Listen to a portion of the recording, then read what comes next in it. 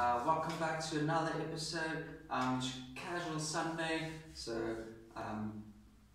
that explains the casual wear. Welcome back to another episode. Today we're going to talk about what you need to build a prosthesis for a wild animal. But before we go, check out the wall. How cool is that? The wall is literally growing bigger and bigger and bigger each week. Since last time you saw the wall, it was just it did not have this much information on it, but the wall is actually just growing bigger and bigger and bigger week by week. So I'll give you a progress on how the wall is going and what everything is and what everything means. And then please remember to like and subscribe, and please go check out our Instagram, our Facebook and the TikTok channels as well. So today what we're going to talk about, what do you need to build a prosthesis?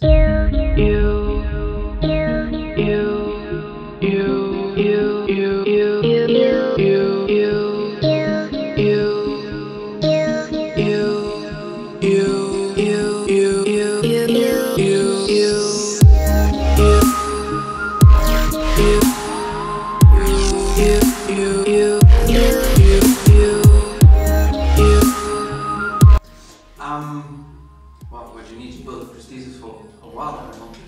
Basically, nothing.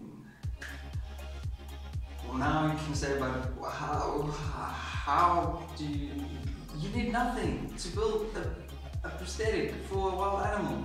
You can literally build a prosthetic device out of anything. That's the beauty about this industry, and that is also the beauty about wild prosthetics. There is no right or wrong. Literally, there is no right or wrong. Stuff like this has never been done before, so that means there are no rights, there are no wrongs. So you can literally do anything. Your mind can go around, and your mind can literally play games, and your mind can literally just explore each and every avenue that you want to. You can literally build what you want to build. Yes, you do need the animal to survive, you do need the animal to feel no pain, and you do need the animal to strive again. That is the main goal. But to get to that goal, there aren't any steps that you have to follow. And that is the most interesting part of this industry and of this field, is you can literally design on the go. You can design, there is no right or wrong, and that's what I love, because you get the freedom to do anything that you like to do. For instance, I'm now busy with Bab's prosthetic wing, and I'm also busy with a few amputated parrots. So there is no way to put a prosthetic device on an amputated parrot. The parrots, they've lost their legs, so they only have one leg left. As you know, birds, they only have two legs, so one of them is lost. So there is no right, or there is no way to attach something. You cannot attach something to a stump that is not there, because the stump, there is no stump for this bird.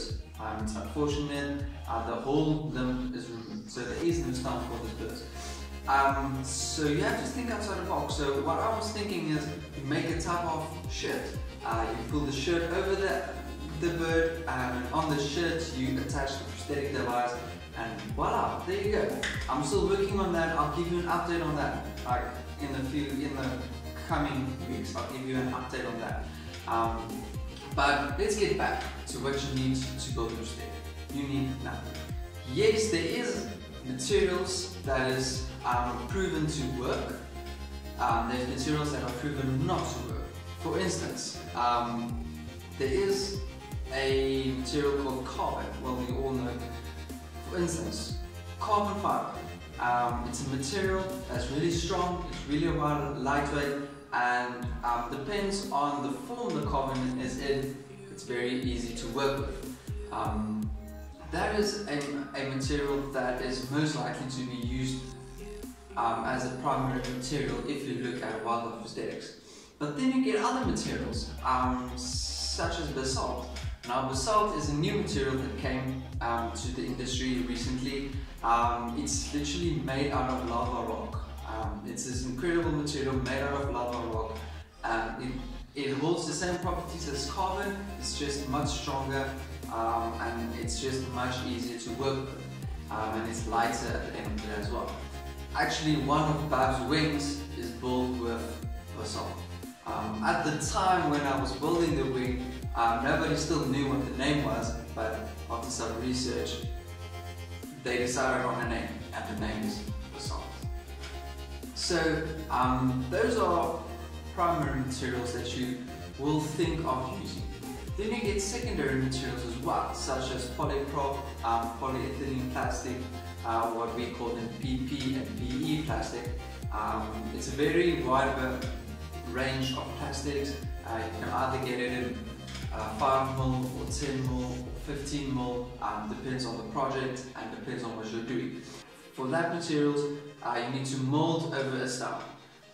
It is possible to use that material if there is no stump, but it's going to be a bit more difficult because you need to melt it first and then you need to mold it in a specific shape. So that is secondary materials that you can use. And then there are loads of other materials that you do or that you can use.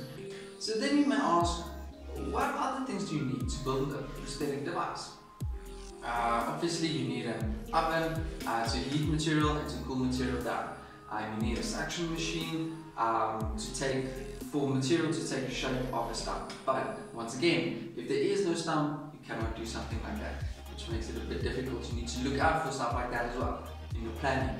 And then what do you need as well? You need other materials, composites, such as resin, such as zichelage. That is a type of glue that you get, you throw in a hardener and it becomes very hard.